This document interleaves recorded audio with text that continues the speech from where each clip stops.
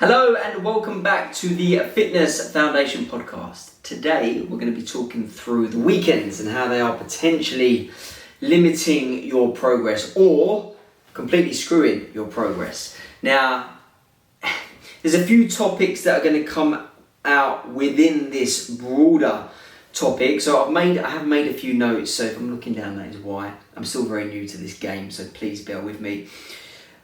I want to try and give you as much value as I can next 10 to 15 minutes that you can take away and actually put into place some actions off the back of it. I don't want to just be talking away for a long period and you don't take nothing away and you just waste the time. The most valuable thing that we have is time, so hopefully I can provide you some value. Now, the weekends.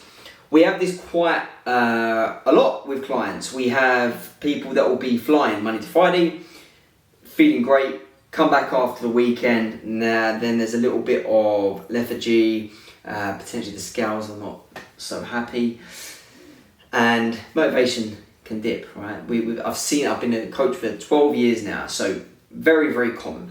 Now, why the weekends? Well, you're out of routine. Monday to Friday, we're pretty much in, going at life.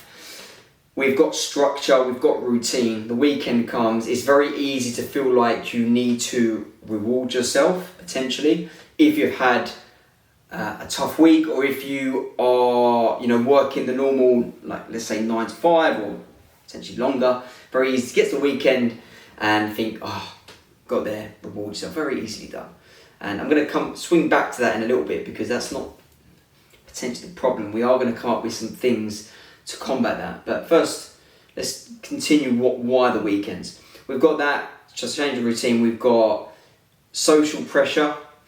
Typically, more people are available at the weekend, so we will go out, we see friends. Then there comes that social pressure. With that, our friends saying, oh, come on, it's just one more drink, or, oh, it's one day, all that kind of stuff that you've all heard before, which it's hard enough, right? It's hard enough to live a healthy life, to chase your goals in today's society. So when you've got people around you that are encouraging you to do things that are potentially not helpful, it doesn't help.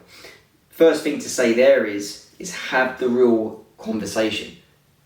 Be very clear with your friends and family about what you are trying to do. Now, the first time, people want you to have a good time. People want, particularly people that are close to you, they want to be happy, all that good stuff. However, if it continues and after you've had that honest conversation with someone, you really have to question, well, look, I've told you this thing now, I kind of need you behind me on this, because as I say, it's really not easy to do. So that's one thing, is the social pressure. Now let's come on to, I suppose, a couple of strategies to combat the change in routine, the social pressure, more distractions, that reward culture. So let's first go on planning ahead. That's probably one of the biggest ones that we can do. So looking at what you've got planned, because let me just be clear, I'm not saying to you don't go on date night, I'm not saying to you don't go and see your friends. Obviously, if we're thinking about health as a whole, that is a massive part of health, so we're not trying to take that away. But we are saying, look, you don't have to go and completely blow up on the weekend and ruin all the progress that you've made during the week. So plan ahead. If you know you are going on a date night on a Saturday night, know what you're doing, right? Don't completely wing it. Now, I'm not trying to take away all fun, but if you're going out in the evening, it could be you're looking ahead at the restaurant that you're going to and you're thinking, cool, what is on that menu that is reasonable and that will not completely ruin my progress? It could be that you think, cool, I'm going out in the evening, I'm going to have a slightly lighter lunch. I might skip breakfast. I might make sure that I am not going to the evening completely starving. These are things that we can do in terms of planning to make sure when we come to the event, we're not completely ravenous, going for it and then regretting it the next morning. Stop restarting on Monday if you do go overboard. I was just recently on a stag do and one of my very good friends, Dan and Klein, like you guys from Riverside will know him. The problem doesn't come from the one-off events, right? It comes from the impact that those events have on the following days and the following week. I actually put a post out on this recently. It's not about the pizza. It's not about the takeaway. It's not about the few drinks which you potentially overdid it. It's what you do the next day. Now, we're going to come to alcohol as a separate thing in a second because there's a few things we need to be clear on there. But see it as one meal. See it as a one night. Don't see it as I've blown it, because you truly haven't. Yes, if you went and had a pizza, if you went and had high carbs, high salt this evening, you're likely going to weigh more in the morning. But we have to realign and be clear with what we are actually trying to do. We're not just focusing on the number on the scale. So if that is you, if you have potentially had a pizza one night, maybe don't jump on the scales first thing the next morning. Maybe give it a day or two, right? Really important, because otherwise we feel like we've blown it, we feel like we've gone backwards, and it just spirals into the next week. Your motivation starts to drop. Like, this is what we want to avoid. So see it as a one-off meal. Get back to normal. Get back to action from the following meal, from the following morning. Eating proper meals is another thing. The weekend, very easy. It's like the evenings. Evenings is a big one where people tend to struggle with evening snacking. We get in from a long day's work, we sit down, put Netflix on, the first thing the brain wants is a snack. Now when it comes to the weekend, as I said at the beginning, we are off routine. So potentially, that's going to be happening throughout the weekend. You really want to avoid that, because the minute you start going down that route, you're going to be getting these ups and downs in energy levels. And that's when the cravings come in, that's when you start to feel lethargic and all that good stuff. If we can stick to main meals, even if we are eating out, like, you can absolutely eat out and make good decisions. You can get a takeaway and make good decisions. And if you start, let's say you're going out on a Saturday night, but all day you've been grazing, you've been snacking where you wouldn't usually do that in the week, your appetite's going to be spiked. Like, it's unlikely you're going to make the best decisions on that. Now, let's come to perhaps the most important part of the weekends, which is alcohol. Now, we have a very alcohol-driven social society, right? It's hard. It's really not easy. I'm in a position currently where I'm confident at some point I'm going to give up, but I'm not completely ready yet. But my habits, I suppose, around alcohol have changed over time because of things like data.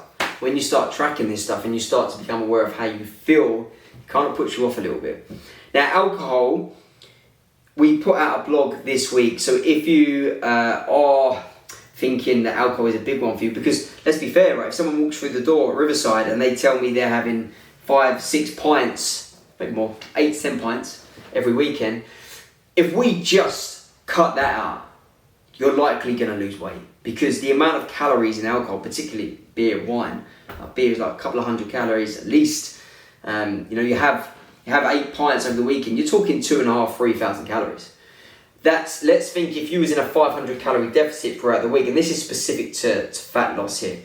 I suppose from a performance perspective we can park for a second. But specifically from an energy value point of view, there is dead calories in alcohol. Aside from the buzz that we're going to get, the feel good from it, there's not really much that it's going to be doing for you. So we don't want to completely substitute calories for alcohol. And we also want to make better decisions, right? Instead of having 8 pints. Because look, I'm not here to say don't drink and all that stuff. That's not what I'm trying to get across here. Now, of course, if your goal is optimal health, it would make sense if you are drinking a lot to try and bring that down. But it's not my job to tell you whether you should or shouldn't drink. What I can tell you is we need to manage the calories. So instead of having 8 pints, it could be worth trying to, first of all, reduce that amount that you're having, but swap in the alcoholic calories that you consume. Instead of having beer or wine, maybe go for gin, slimline tonic, right? 50 calories compared to 300. Now, that's not me giving you a free license to go and have 10 gins, because if we come to this side, well, what is the after effect of alcohol? So sleep is going to be absolutely screwed. Like, you just can't get around it. Even if you have a couple of drinks close to bedtime, like if you track this stuff, if you look at your HRV and your sleep quality, you will see it's a clear drop.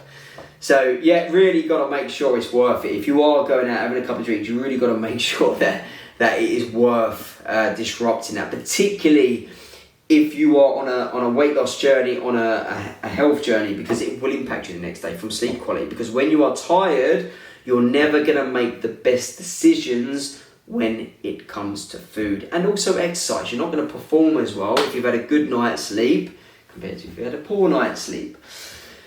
So that's like the day after. Also on the day, your hunger. If you go out, alcohol has calories, but it doesn't fill you up. So you're also going to be more hungry. That's where, like, if we go on a night out, we might want to turn to a kebab, which is higher calorie, and you could easily blow 2 weeks worth of calories on a big night. It's easily done. I've done it myself in the past. So you really want to be aware of this, right? Again, I'm not saying don't go out, don't have fun, because social and relationship is a big part of life, but be clear on the events, the people, and what you are giving power to. Don't waste it. If you are going to have a couple of drinks, make sure it's worth it. Make sure you have a plan in place.